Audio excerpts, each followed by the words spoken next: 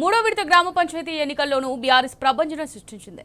తొలి 2 విడతలను మించిన ఫలితాలతో కారు దుమ్మురేపింది. పల్లెపల్లెన కారు జెట్ స్పీడ్తో దూసుకెళ్లింది. ఊరూరా గులాబీ జెండా సగర్వంగా రెపరెపలాడింది.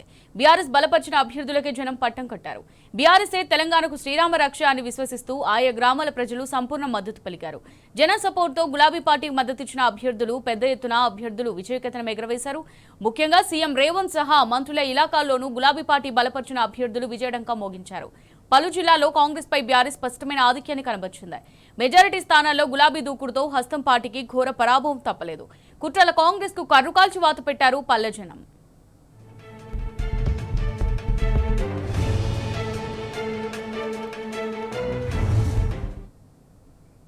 కేసీఆర్ఏ మళ్లీ రావాలంటూ పల్లెలు గొంతెత్తి నినదించాయి. రేవంత్ సర్కార్ నియంతృత్వ పోకడను నిరసిస్తూ గ్రామాలన్నీ ఏకోన్ముఖంగా బీఆర్ఎస్ కు జైకొట్టాయి. గులాబీ జెండాకు జేజేలు పలికాయి. యావత్ తెలంగాణ ఏకమైతే ఎలా ఉంటుందో, సంఘటితమై తీర్పు చెబితే ఎలా ఉంటుందో హస్తం నేతలకు అర్థమయ్యేలా గ్రామాలు గర్జించాయి. అధికార పార్టీ ఎన్ని హామీలు ఇచ్చినా, ఎన్ని బెదిరింపులకు దిగినా, ఎంత అధికార బలం చూపించినా, ఎన్ని ప్రలోభాలకు గురి చేసినా, పోలీసులతో ఒత్తిడి పెంచినా జనం మాత్రం లెక్క చేయలేదు.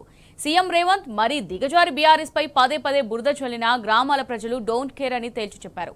కాంగ్రెస్ పార్టీకి గ్రామాల జనం మూతోడు జవాబిచ్చారు. గులాబీ జెండాను గుండెలకు హత్తుకొని కాంగ్రెస్ బలపరిచిన అభ్యర్థులకు ముచ్చెమటలు పట్టించారు.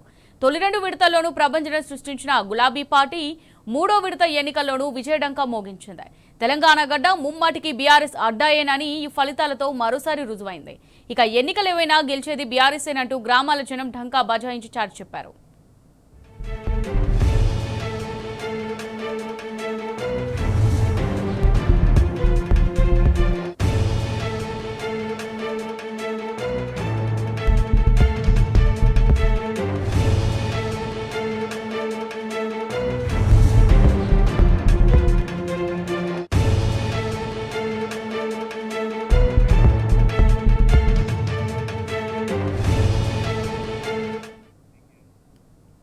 రైట్ గా దీనికి సంబంధించి మరిన్ని డీటెయిల్స్ ఖమ్మం నుంచి మా రిపోర్టర్ సాంబశివరావు లైవ్ ద్వారా అందిస్తారు.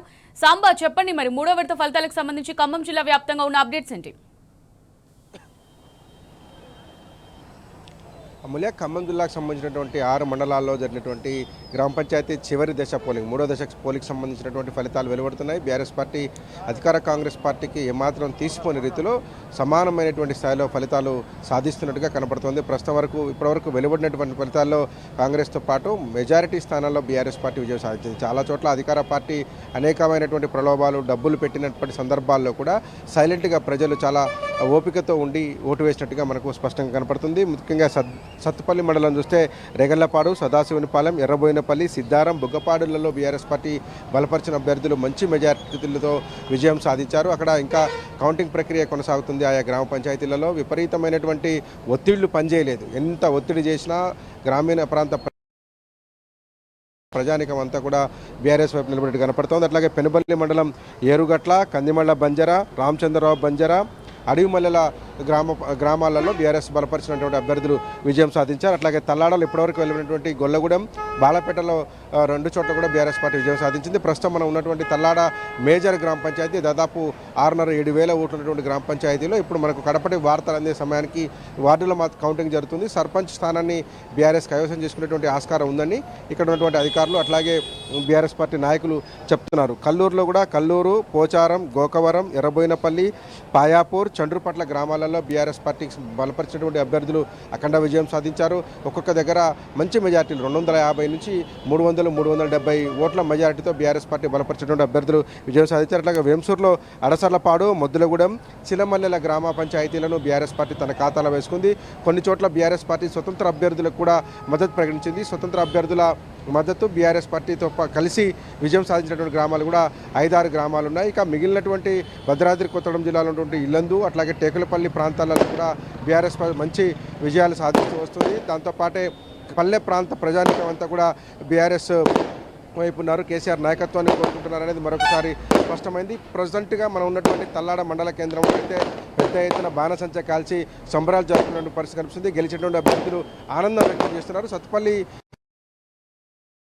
తుది విడత జరిగినటువంటి 7 మండలాల్లో 5 మండలాలు సత్తుపల్లి కాన్స్టిట్యూన్సీకి సంబంధించినవి. తల్లాడ కావచ్చు, కల్లూరు, వెంసూరు, పెనుపల్లి, సత్తుపల్లి మండలాలలో 5 మండలాల్లో ఉన్నటువంటి దాదాపు 1,83,734 మంది ఓటర్లు ఈ ఎన్నికల్లో తమ ఓటు హక్కు వినియోగించుకున్నారు. 86% పైగా అంటే దాదాపు 1,65,70,000 ఓట్లు పోలైనటువంటి పరిస్థితి. అంటే గ్రామీణ ప్రాంత ప్రజల్లో ఒక మినీ అసెంబ్లీని తలపించినటువంటి ఈ ఎన్నికల్లో గతంలో అసెంబ్లీ ఎన్నికలకు డిఫరెంట్గా ఇప్పుడు ఫలితాలు వస్తున్నట్టు కనపడతా ఉంది. బీఆర్ఎస్ పార్టీ బలపరిచినటువంటి అభ్యర్థులు చాలా చోట్ల విజయం సాధించడం, అధికార పార్టీతో పాటు ధీటుగా బీఆర్ఎస్ పార్టీ స్థానాలు గెలిచి పొందడం చూస్తుంటే కనుక ఇంకా చాలా గ్రామ పంచాయతీల్లో ఫలితాలు రావాల్సింది. ఎందుకంటే మేజర్ గ్రామ పంచాయతీలలో దాదాపు రాత్రి 8 తర్వాత మాత్రమే ఫలితాలు వచ్చేటువంటి ఆస్కారం కనపడతా ఉంది. ఎందుకంటే 6-7 వేల ఓట్లు లెక్క పెట్టాల్సి ఉంటుంది కాబట్టి అక్కడ ఫలితం కాస్త ఆలస్యమైనటువంటి పరిస్థితి కనిపిస్తుంది. మనం ఉన్నటువంటి తల్లాడలో కూడా ఆలస్యంగానే ఫలితం వెలువడుతుందని చెప్తున్నారు. ఇక సత్తుపల్లి నియోజకవర్గంలో కావచ్చు, పెనుబల్లి అట్లాగే వేంసూరు మండలాల్లో పెద్ద కందుకూరు లాంటి పెద్ద గ్రామాలు ఉన్నాయి. అక్కడ కూడా కౌంటింగ్ ప్రక్రియ కొనసాగుతుంది. ఇప్పటివరకు ఏ ఫలితం అక్కడ వెలువడలేదు. ఎందుకంటే పెద్ద పంచాయతీలు అక్కడ మెజారిటీలు కావచ్చు, లేకపోతే కౌంటింగ్కే దాదాపు 4-5 గంటలు పట్టేటువంటి ఆస్కారం ఉంది. మళ్ళీ ఆ తర్వాత ఛాలెంజ్ చేస్తారు. అధికార పార్టీ ఒత్తిళ్లు ఎట్లాగా ఉంటాయి. ఇప్పటికే ఖమ్మం జిల్లా వ్యాప్తంగా చూస్తే 2-3 చోట్ల బీఆర్ఎస్ గెలిచేటువంటి చోట్ల కూడా ఆర్ఓలను మేనేజ్ చేసి పోలీసులను బెదిరించి తమ ఖాతాలో వేసుకున్నారు. ఇప్పటికే వంగపాటికి సంబంధించినటువంటి మధిర మండలానికి సంబంధించినటువంటి వంగవీడు గ్రామాన్ని బీఆర్ఎస్ పార్టీ గెలిస్తే కాంగ్రెస్ తన ఖాతాలో వేసుకుందని ఇప్పటికే కలెక్టర్ కూడా ఫిర్యాదు చేసినటువంటి పరిస్థితి వస్తుంది. ఓవరాల్గా అనేక ఒత్తిళ్లు ప్రలోభాల మధ్య కొనసాగినటువంటి తుది దశ పోలింగ్ ప్రక్రియ పూర్తయిపోయి కౌంటింగ్ ప్రక్రియ జరుగుతూ ఉంది. చాలా చోట్ల అనుకూలమైన ఫలితాలు రావడంతో బీఆర్ఎస్ పార్టీ శ్రేణుల్లో ఉత్సాహం కనపడుతూ ఉంది. అమూల్య, రైట్. ఇప్పుడు మనం చూసుకున్నట్టయితే అంటే క్లియర్గా తెలుస్తుంది ఇక్కడ కాంగ్రెస్ పై స్పష్టమైన ఆధిక్యాన్ని బీఆర్ఎస్ బలపరిచిన అభ్యర్థులు కనబరుస్తున్నట్టుగా తెలుస్తుంది. అలాగే ఇంకొకటి ఓవరాల్గా చూసినట్టయితే కౌంటింగ్ ఎప్పటిలోపు కంప్లీట్ అయ్యే అవకాశం కనిపిస్తుంది.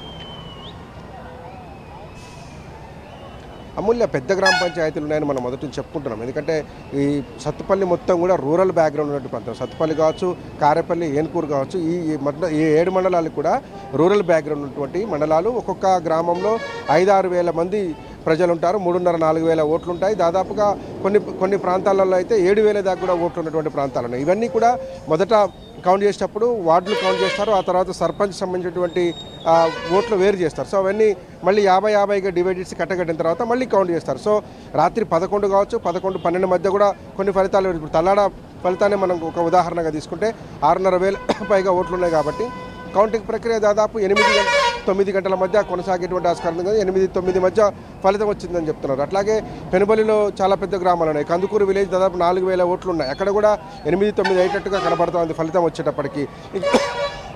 మెజారిటీ గ్రామ పంచాయతీలలో కూడా ఇదే పరిస్థితి కనపడుతుంది. కాబట్టి రాత్రి 9-10 గంటల వరకు ఒక స్పష్టమైనటువంటి ఫిగర్, ఏ పార్టీ ఎన్ని స్థానాలు గెలిచింది, ఏ పార్టీకి ఏ పంచాయతీలు దక్కాయి అనడానికి 9-10 గంటల సమయం పట్టే అవకాశం ఉంది. కానీ ఇప్పటివరకు వెళ్ళినటువంటి ఫలితాలు కావచ్చు, ఫలితాల సరళి కావచ్చు, ఓటర్ తీర్పు కావచ్చు, స్పష్టంగా కాంగ్రెస్ పార్టీకి సంబంధించినటువంటి ప్రభుత్వం మీద వ్యతిరేకతను ప్రదర్శిస్తున్నారు. ఎందుకంటే గ్రామీణ ప్రాంతాల్లో 2 ఏళ్లుగా సమస్యలు పెండింగ్లో ఉన్నాయి. ముఖ్యంగా రైతాంగం ఇబ్బంది పడుతుంది. యూరియా కట్టలు దొరకనటువంటి పరిస్థితి కనిపించింది. కానీ రైతు భరోసా లేదు, దాంతోపాటు రుణమాఫీ రాలేదు.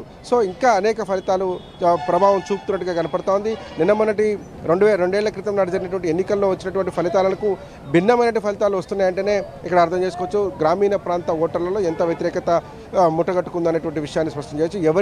ఎవరి ఇంటికి ఎలాంటి పథకం రాకపోవటం, గతంలో వచ్చినటువంటి పథకాలకు ఏమాత్రం యాడింగ్స్ లేకపోవటం, అంటే డిసెంబర్ 7 నుంచే మీ ఫలితాలు మెరుగైపోతాయి, డబల్ పెన్షన్లు ఇస్తాము, తులం బంగారం ఇస్తాం, ఇవన్నీ చెప్పినటువంటి ఓటర్లు విన్నటువంటి ఓటర్లు నమ్మి ఓటేసినటువంటి వాళ్ళంతా కూడా ఇవన్నీ 2 ఏళ్లుగా రాకపోవడంతో కొంత ఆందోళన వ్యక్తం చేస్తున్నారు.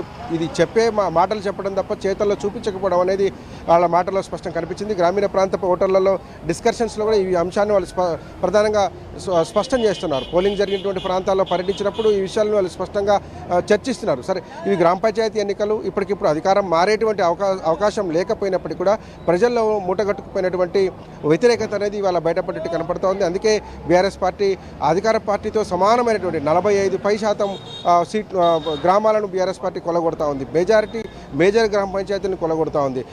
నిన్న మొన్న వచ్చినటువంటి పాలేరు నియోజకవర్గంలో ఉన్నటువంటి ఫలితాలు చూస్తే పెద్ద పెద్ద పంచాయతీలు అన్ని బీఆర్ఎస్ ఖాతాలను పడ్డాయి. ఇప్పుడు ఈ విడతలో కూడా బీఆర్ఎస్ పార్టీకి సంబంధించినటువంటి అభ్యర్థులు మంచి మెజార్టీలు సాధిస్తున్నారు. మేజర్ గ్రామ పంచాయతీలు ఏవైతే మనం చెప్తున్నామో ఎక్కువ మంది జనాభా నివసించేటువంటి పంచాయతీలు 5-6 వేల మంది పంచాయతీలను మేనేజ్ చేయలేకపోయారు. ఎందుకంటే చిన్న చిన్న గ్రామాల్లో అయితే అక్కడ ఉన్నటువంటి నాయకత్వాన్ని బెదిరించో, అక్కడ ఉన్నటువంటి పోటీ చేసేటువంటి ప్రత్యర్థి పార్టీలను బెదిరించో మేనేజ్ చేసి పోలీసులను ప్రయోగించి రకరకాల కారణాలు చెప్పి వాళ్ళ దారికి తెచ్చుకొని ఉండవచ్చు, లేదంటే ఏకగ్రీవాలు చేసుకొని ఉండవచ్చు. కానీ పెద్ద పంచాయతీలలో ఎక్కడా కూడా ప్రజలను మభ్యపెట్టేటువంటి ప్రయత్నం కావచ్చు, ప్రజలను బెదిరించే ప్రయత్నం చేసినప్పటికీ కూడా వాళ్ళు స్పష్టమైనటువంటి తీర్పు ఇచ్చినట్టుగా కనబడతా ఉంది. ఈ ఫలితం ఇంకా కొనసాగేటువంటి ఆస్కారం. ఇక పైన ఏ హామీలు ఇచ్చినా, ఏ మాటలు చెప్పినా ప్రజలు నమ్మేటువంటి పరిస్థితులు లేరు. ఎందుకంటే ఇచ్చినటువంటి హామీలే 2 ఏళ్లలో అమలు చేయలేదు, ఇంకా ఏం హామీలు ఇస్తారన్నటువంటిది అయితే ఒక చర్చ అయితే గ్రామీణ ప్రాంతాలలో స్పష్టంగా కనపడింది. 3 దఫా ఎన్నికలలో కూడా చాలా చోట్ల ఇదే ప్రధానమైన డిస్కషన్గా కలిసింది. ఇవాళ మేజర్ ఫ్యాక్టర్ కూడా అదే. కాంగ్రెస్ పార్టీ అభ్యర్థులను తిరస్కరించడానికి, వార్డు మెంబర్లను కూడా తిరస్కరించడానికి, సర్పంచులను తిరస్కరించడానికి ఇది ఒక ప్రధానమైనటువంటి ఫ్యాక్టర్గా కనపడతా ఉంది. Amulya. Right, thank you Samba.